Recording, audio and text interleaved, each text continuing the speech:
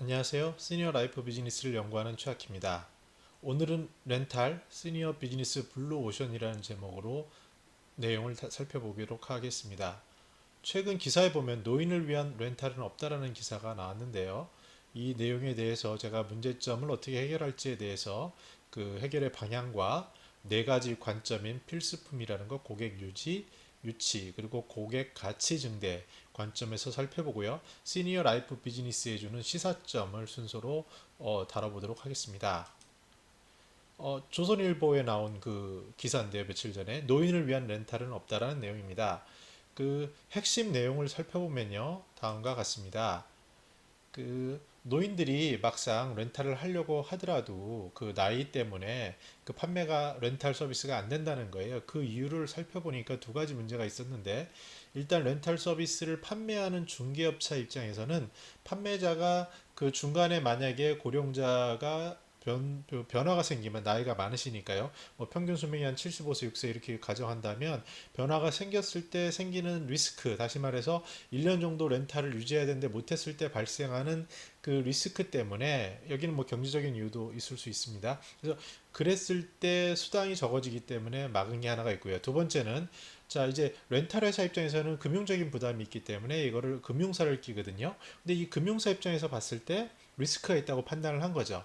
그래서 본사에서 의도하건 안 하건 현장에서는 75세 이상 고령자에게 그 렌탈 서비스를 받으세요라고 얘기를 하면은 그 돌려서 자녀들 명의로 가입하세요라는 식의 영업이 일어나고 있다는 겁니다. 자, 그러면 이런 문제에 대해서 그 어떻게 해결해야 될지 두 가지 방법이 있어요. 하나는 그냥 본사에서 자체적으로 활동을 하면 됩니다.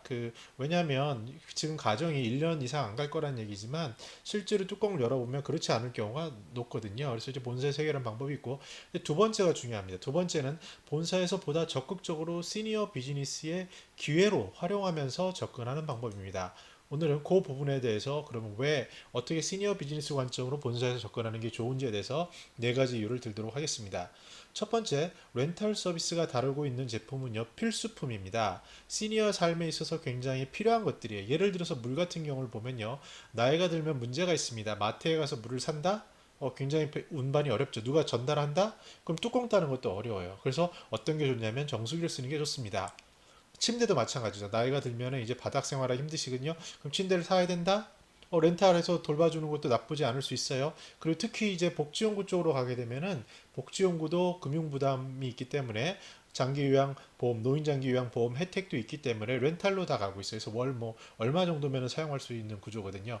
근데 지금처럼 미세먼지가 심해요. 그럼 집안에 생활하는 시니어들 입장에서는요, 공기청정기에 대해서 점점 더 관심이 늘어날 거예요. 그래서 생활적인 여력이 있는 한 상위 20, 30% 또는 자녀들이 사주는 그런 뭐 40% 정도까지는 이제 공기청정기까지도 들어올 수 있는 그러한 큰 시장이라고 볼 수 있습니다. 자, 그럼 두 번째는요, 고객을 유치하는 그러니까 커스터머 에퀴션이라고 그러죠. 고객을 어떻게 획득하느냐 부분에서도 렌탈 서비스 비즈니스가 굉장히 매력적인 거예요. 왜냐하면 그 마케팅에 있어서 고객은요 어떤 거를 사야겠다고 생각할 때는 그걸 알아야 돼요. 그 다음에 생각해서 그걸 사야지 하다가 구매 동선에서 초기 구매를 하고 재구매를 하는 식이거든요. 모든 그 매출은 초기 구매에 일어나요. 그런데 초기 구매 부담이 뭡니까? 가격적인 거, 접근하는 거 이런 여러 가지 고민이 있는데 렌탈 서비스는요 초기 구매 부담을 제고해줘요. 비용을 만약에 뭐 100만 원 들 걸 렌탈로 하면 뭐 3만 원, 4만 원 이런 구조가 가능하기 때문에 쉽다는 거죠. 예를 들어서 자동차에도 이런 게 나왔어요. 해외 브랜드인데요. 처음에 뭐 한 5, 6천만 원 내고 사면 원금 보장을 해준대요. 정확히 들어가면 그 금융 비용까지 해서 그 관리 비용이 들어간 거지만 고객이 느낄 때는 처음에 돈 낸 걸 그대로 원금을 보장받네? 라는 생각을 할 수 있습니다. 그래서 이런 그 유형상 서브스크립션 비즈니스 그러니까 가입자 유치 비즈니스 이런 부분에서도 이 렌탈과 같은 유사한 형태라고 볼 수 있습니다. 세 번째는요.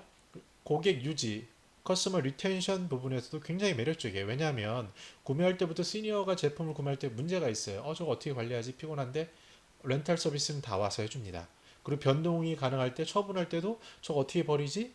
예를 들어서 중고품 버리는 것도 일이거든요. 시니어한테는요. 근데 그걸 다 그런 부담이 없어요. 그리고 정기 방문이 가능합니다. 정기 방문이 가능하다는 것은 상시적으로 모니터링 할 수 있고 커뮤니케이션 할 수 있다는 얘기예요. 만약에 커뮤니케이션 하는 사람이 서비스 외에 작은 혜택, 그 혜택은요, 잘 들어주는 거고, 그 다음에 작은 배려를 해주는 관심을 보여주는 겁니다. 그걸 했을 때 이 고객을 살 수가 있어요. 다시 말씀드려서 그 고객은 평생 팬이 되는 거죠. 그러면은 그 정기에 방문하는 과정이 자연스러운 기대가 되는 미팅이 될 수 있어요. 특히 외부인과의 접촉이 지금처럼 적어질 경우에는요, 정기적으로 누구를 만나는 것 자체가 엄청난 혜택이고 엄청난 기회입니다. 그래서 그 시니어를 대상으로 재구매를 하거나 추가 구매를 하거나 추천 구매를 하는 엄청난 플랫폼을 만드는 사업이 바로 이 렌탈 사업입니다. 그 또한 아까 그 처분 시 용이하다 그랬는데요. 처분할 때 다시 수리해서 이걸 가지고 다시 재활용할 수 있기 때문에 수익 관점에서는 어마어마한 기회 요소가 작동을 하고 있습니다. 자, 네 번째는요. 그럼 이 렌탈을 통해서 고객 가치 증대 플랫폼이 가능합니다. 왜냐면요. 고객 정보를 꼭 데이터뿐만 아니라 정기적인 관찰과 이런 거로 필수 데이터를 알 수 있어요. 그럼 고객의 니즈가 뭔지 어떤 게 필요한지 이해할 수 있거든요. 중요한 건 뭐냐면요. 시니어 고객이 구매하기 위한 동선, 즉 다시 얘기해서 시간과 공간, 온라인과 오프라인 상에 이 렌탈 서비스가 자리 잡고 있는 거예요. 정기적인 미팅과 그 관리를 통해서요. 유지 관리를 통해서. 이 얘기는 고객을 자선하는 거예요. 커스터머 에셋이라고 그러는데요. 고객 하나를 자선화해서 그 고객의 삶에 깊숙이 들어가는 게 가능합니다. 그러면 어디까지 확장이 가능하냐면요. 당연히 그 만약에 정수기, 제일 흔한 정수기, 뭐 청정기, 공기청정기 이걸 얘기한다면 그 다음에는 이제 가전 부분도 이렇게 충분히 들어갈 수 있고요. 그리고 복지용구는 더 쉽게 갈 수 있죠. 물론 풀어야 할 거는 요양 비즈니스와 협력하는 관계도 있어야 되고 풀어야 할 건 있지만 이런 기회 가능성이 있고 특히 이제 삶을 같이 하니까 웰다잉까지 가요. 금융 쪽으로는 지난번에 말씀드린 그 신탁, 트러스트 이게 저는 시니어 비즈니스 금융 비즈니스의 블루오션이라고 얘기했는데요. 필요하신 분은 전에 자료 보시면 있습니다. 그래서 이런 것까지 갈 수 있는 굉장히 탁월한 고객 가치 증대 플랫폼이 바로 이 렌탈입니다. 자, 그러면 시니어 라이프 비즈니스에서 주는 시사점은 뭔가요? 다시 정리해 말씀드리면 고객 유치가 쉽죠? 왜냐하면 초기 구매의 장애를 굉장히 낮춰줘요. 그리고 특히 원금을 보장한다 이러는 거는 시니어들 입장에서 현금 흐름에 대한 관심이 굉장한 메리트를 줄 수가 있거든요. 그래서 이건 금융으로 설계하면 가능합니다. 더 중요한 건 고객과의 관계가 형성이 되면서 유지가 될 수 있는 겁니다. 그래서 고객이 관리하는 데 들어간 불안 이런 것들을 해소할 수 있고요. 또 정기적인 방문으로 어떤 그 관계 형성이 가능하고요. 지금 말씀드린 것처럼 고객 가치가 증대할 수 있는 플랫폼으로 작용할 수 있습니다. 그 이유는 삶의 영역에 깊숙이 들어가고요. 그래서 그분들의 구매 동선을 장악하고요. 그리고 웰다인까지 삶의 끝까지 갈 수 있는 그 어떤 혁신적인 모델까지 가능합니다. 그래서 고객 기반 플랫폼이 가능합니다. 자, 그러면 처음 부분에 뭐라고 얘기했죠? 기사에서 노인을 위한 렌탈 서비스가 없다?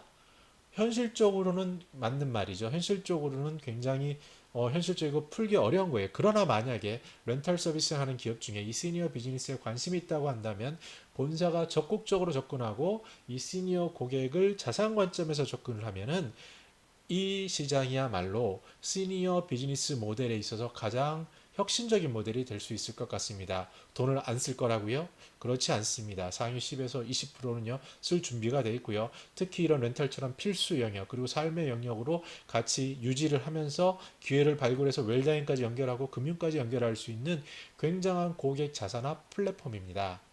네, 저는 이렇게 오늘은 시니어 비즈니스 이슈를 가지고 다루고 있고요. 또 시니어 라이프의 이슈라든지 현장에서 일어나는 시니어 컨설팅 이런 부분을 다루고 있습니다.